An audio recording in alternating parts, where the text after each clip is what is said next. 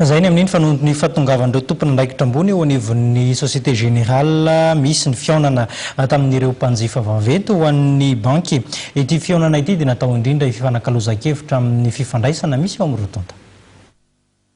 Nisy fahatsarana ka niakatra 300 mahery ny fitambaran'ny vola napindra amin'ny vondrona Société Générale izay misy ny Banque BVSG araka ny nambaran'Andriamatoa Alexandre Mema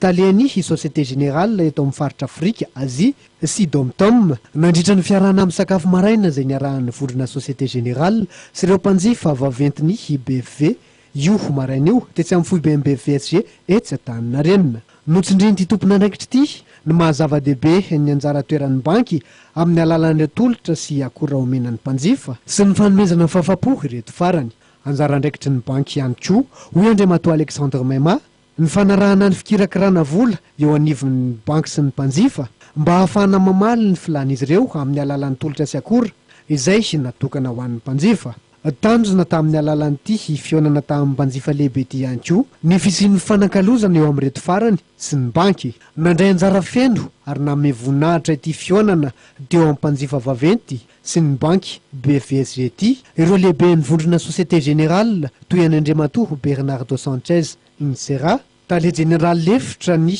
vondrona Société Générale Andriamatoa Alexandre Mema, taleany Société Générale eto Afrika, Asie ary Dom-Tom sy Andriamatoa Jean-Luc Barrère taliany IBFS eo anivon'ny vondrona Société Générale izay mandalo eto Madagasikara amin'izao fotoana izao.